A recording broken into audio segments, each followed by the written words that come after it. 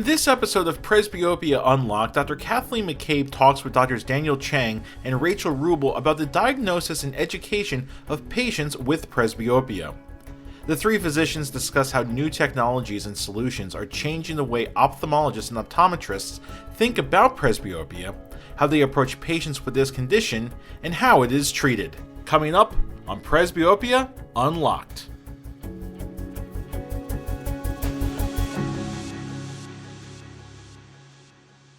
Well, welcome everyone to this episode of the podcast Presbyopia Unlocked. Today's episode will focus on diagnosing presbyopia and patient education. I'm Kathleen McCabe, and I am a cataract and refractive surgeon, and I practice on the west coast of Florida. I'll be moderating tonight, and I think I'm uniquely positioned to understand this problem intimately since I am also presbyopic. And I'm joined tonight with two wonderful panelists and discussants, Dr. Daniel Chang and Dr. Rachael Wruble. And I'm going to have them introduce themselves. So take it away, Daniel. Tell us about yourself.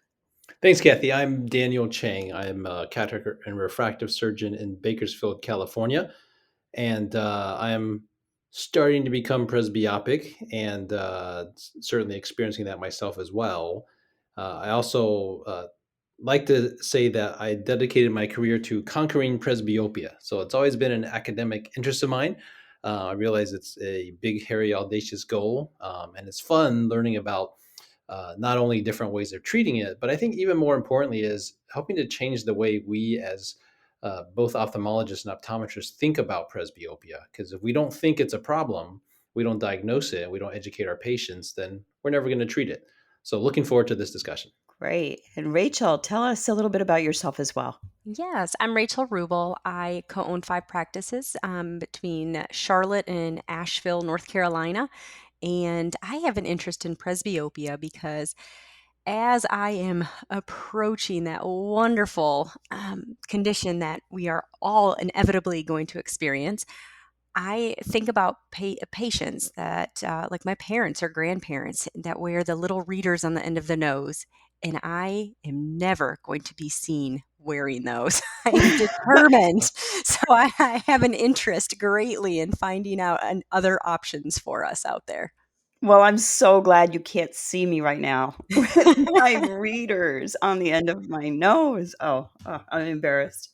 Well, good thing this is a podcast and not a webinar, so we're safe for the moment.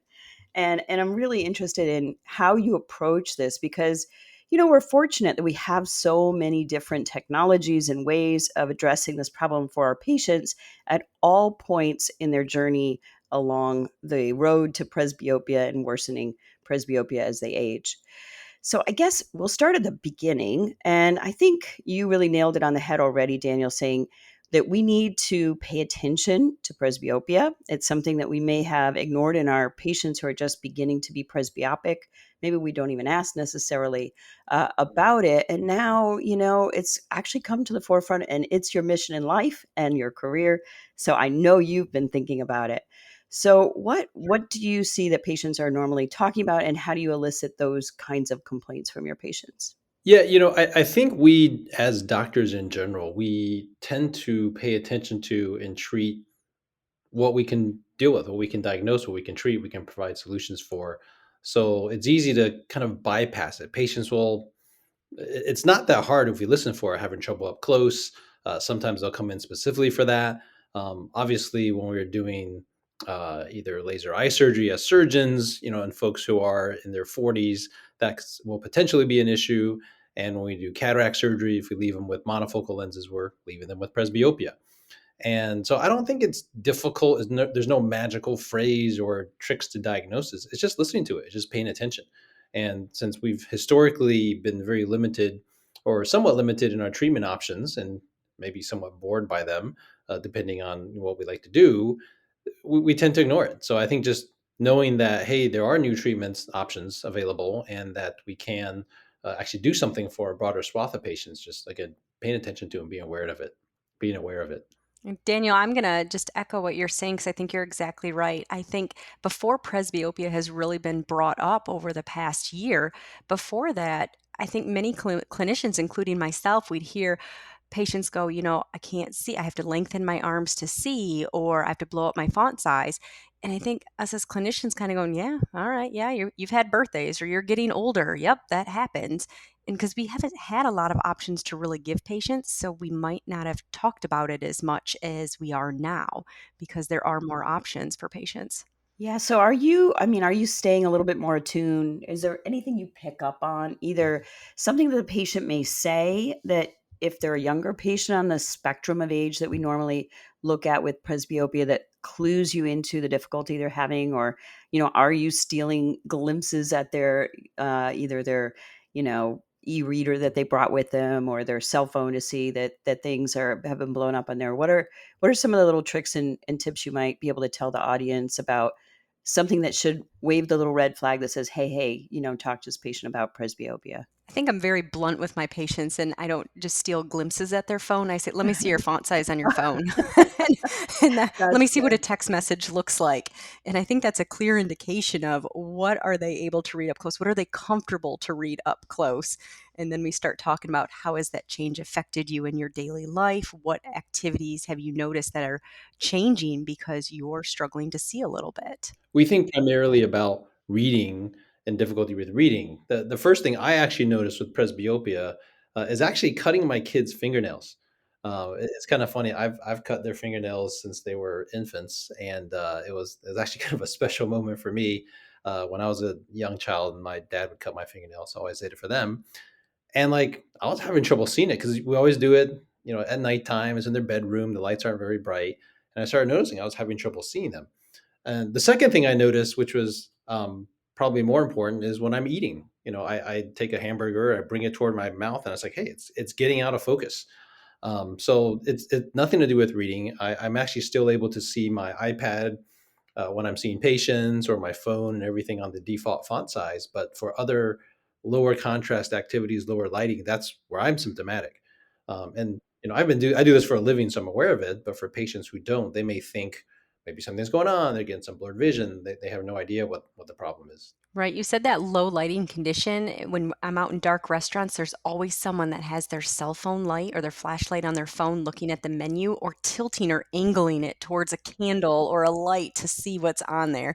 So asking patients that, they're like, yep, that was me in that restaurant. So do you pointedly ask them, are you having more difficulty in low light level, situations up close? Is it difficult when your child brings their homework to you and brings it right up to your nose and says, "Hey, mom, look what I did here," and you're like, "What?" Step away, step away.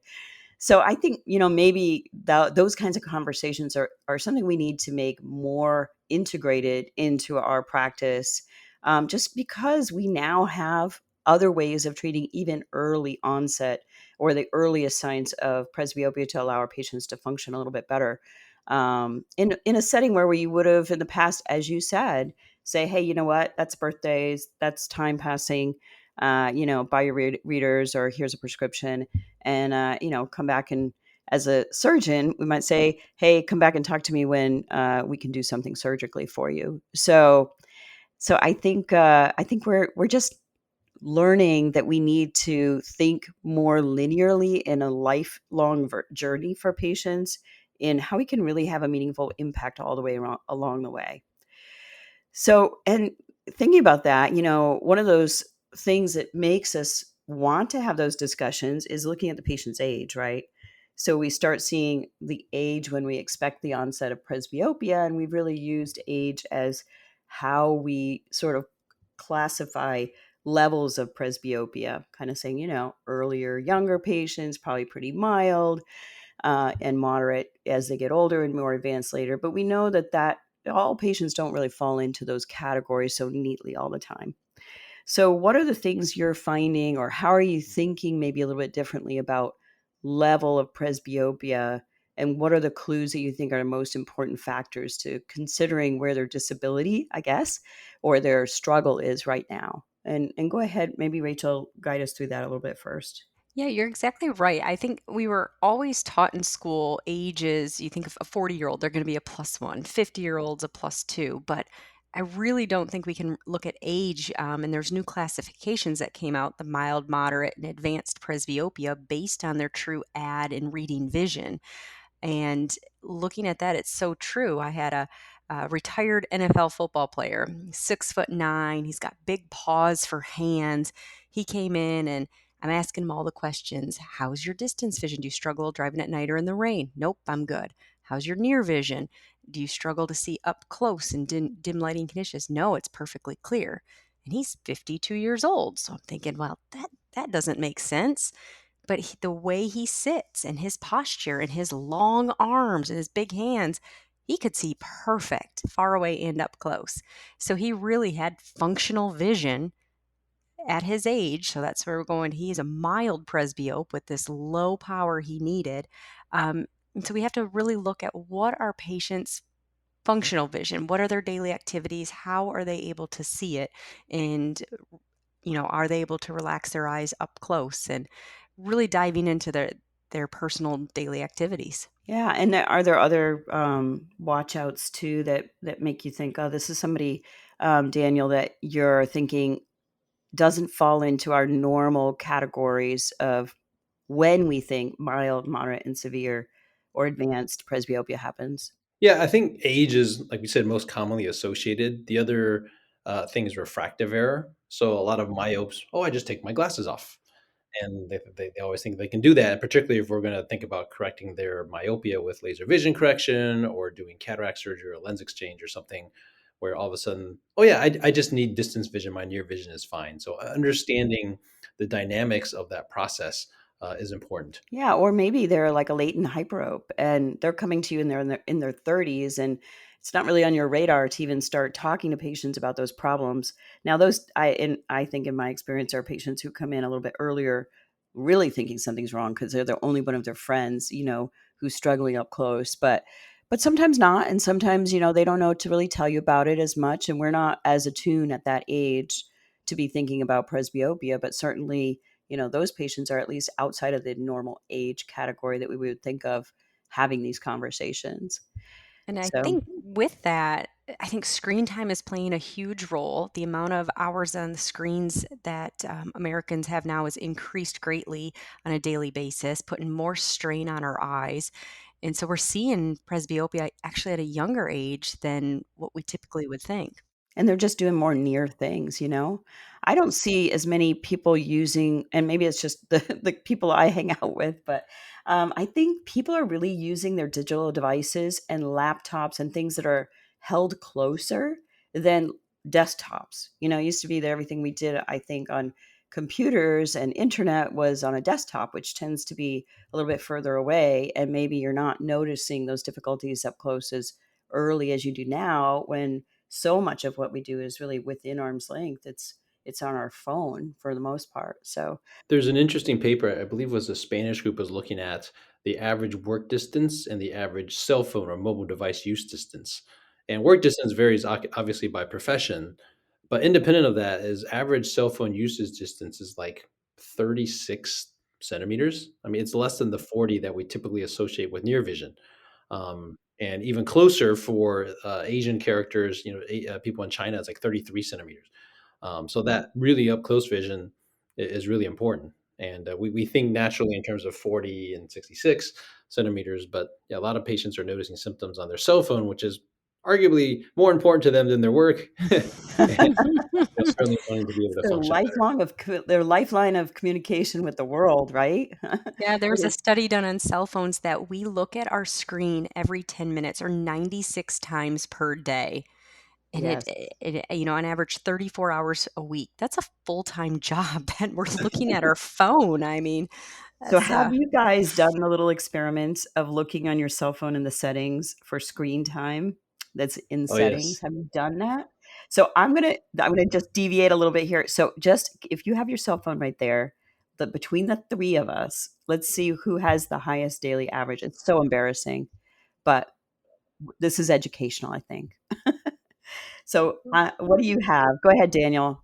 So mine says 1 hour, 28 minutes. It's down 13% from last week, but I use my iPad a lot.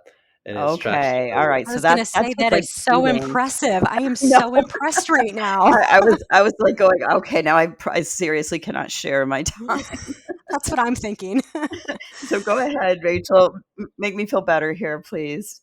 So my cell phone is my computer. I do all of my work on my cell phone, and it is average 6 hours and 20 minutes a day. So, okay, so look, so mine is up 38% from last week. I'm going to say that, but I beat you a little bit, 6 hours and 36 minutes. Oh, okay, good. But it was my birthday. So this week, past week. So, in the last couple of days. Oh, So I think it was because I was, looking at all the greetings and answering people's text messages. That's what I'm using as my excuse. That works. I well, like it. the anniversary of your 21st birthday. So, and we could go through and even see how many touch points and pickups we have, but I think that's enough embarrassment for the moment. Uh, but let's talk a little bit about this shift in talking about presbyopia a little bit earlier, or at least having more, I guess, drive to do that because we have other devices, drops, and things that we can do and offer our patients even at the earliest signs of presbyopia. So, how are you preparing your patients for the fact that this is coming? That maybe they're not presbyopic right now, but we all know time's passing, and the likelihood is that they're going to need something to help them up close in the future. Are you doing anything like pre presbyopia to prepare them for that? Yeah, I would say I'm definitely educating them now. I would say, when I see a patient that is pre-presbyopic and I'm going, well, in the next 1 to 4 years, we might notice some changes in near vision, but don't worry. It's inevitable. It does happen to anyone, and we have options for correction. So I just want you to file that away in the back of your head. So if it starts to happen, you're pulling out that cell phone further away, increasing that font size, needing more light. We're going to see you yearly, and you just let me know as this happens, and we're going to be able to adjust your visual need and your correction that you're using. So I'm definitely planting the seed early. I think it's so important because then they're not coming in. I literally had a patient this past year that came in who thought she had a brain tumor because she couldn't read up close and said it was all of a sudden. And she was so worried. And it was a close friend of mine, actually. And she was kind of the first one in our group to really hit, full presbyopia. And, it was just educating and reassuring her she's okay, but it just hit her so hard. So from there, I'm like, I have to start letting all of these patients know so they're not having fear when this does happen. So, you know what? I want to actually stop there for a second because I know you guys are starting to be presbyopic or just about there or noticing some early things in dim light, but this experience of your colleague and friend it's that I experienced that too, where, I was noticing the things that you're noticing now, where it's a little bit tougher, maybe, doing the timeout in the OR when they're like putting it really close to me. Uh, I'm asking them to step back, but, uh, but the next phase where it's really pretty much like everything up close is difficult or impossible does seem to come on quickly, even though I understand the whole thing, right? I know this is going to happen. I've seen the progress with patients before and family and friends. When it happens to you and it's really interrupting how you function up close, it seems profound and it seems quick. So at least it was in my experience as well. So I think even preparing our patients for the fact that, you're kind of struggling a little bit now, we can do these few things, but it may seem like it gets a lot worse quicker than you think I think that's important too, and probably reassuring as well. Are you doing anything different, Daniel? Yeah, and for me, I create awareness of presbyopia through laser vision correction. So with the myopes who are used to taking glasses off, I'm counseling them very carefully. So if they're wearing glasses, either they take it off, or if they're wearing contacts, and they can be aware of their presbyopia because they're wearing reading glasses on top of their contacts. Or certainly if they have bifocal glasses, I tell them what we can do. So I'm not seeing many people for just a vision consult in general, but they're coming in for some sort of surgical intervention. So primarily is to help them understand their condition, because patients inevitably say, well, I'm nearsighted, which means I can see up close if I'm farsighted, but then I'm nearsighted and farsighted. And then there's this thing called stigmatism. They're not sure what that is. So it becomes really A lot to confusing. talk about. Really confusing. So to try to keep it simple, I basically say, hey, your the length of your eye, the curvature doesn't match, and we can fix that. And the relaxed state of the eye is for distance. However, it's the lens that's inside the eye that does the autofocusing for distance up close. And because of whatever, and I try to elicit that from their history. I say, you're going to notice after we correct you for distances, you're going to need some help to see up close. So whether that's reading glasses, which is what I traditionally have told people, and I said, when you're active, you're okay, but when you sit down, you can wear reading glasses, and I make sure they're okay with that. Is now we have options from a pharmacological perspective. Is hey, or there are eye drops that you can use to help you see up close, so without having to wear the reading glasses. So it's just again it falls more into a general preoperative counseling for my patients because all of my initial evaluations at least are surgical consults. And similarly for cataract surgery is making them aware that we have options for presbyopia correction with different lens implants. Whether doing monovision, which I'm not a huge fan of because of the increased risk of tripping and potentially falling, but either monovision correction or using presbyopia correcting lenses and letting them know there's surgical options to reduce their need for glasses afterwards and potentially not have to wear glasses for distance or up close. Yeah, I think because also I'm seeing mostly patients who are preoperative evaluations for one procedure or another, but where I sometimes see it more in this early presbyopia setting would be patients who think, yeah, look, I know LASIK is a thing that helps everybody without to free themselves of the need for glasses. And now I need readers. Let's just do LASIK. That's going to solve it all.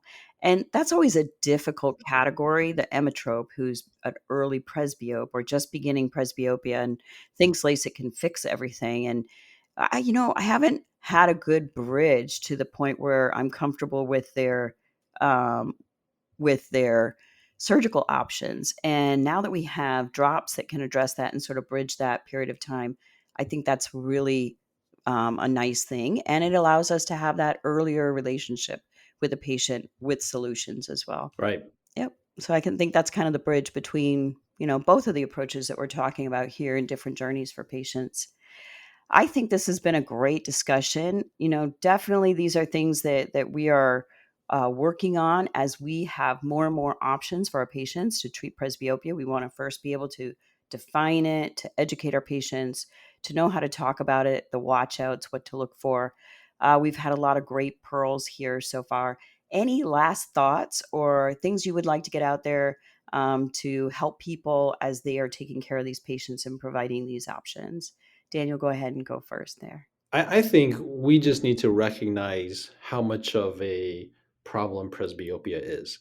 And I think we as individuals, we go through it. I actually have a little bit of myopia in one of my eyes, so I don't feel it quite so much, but my distant dominant eye, I can definitely see the loss there.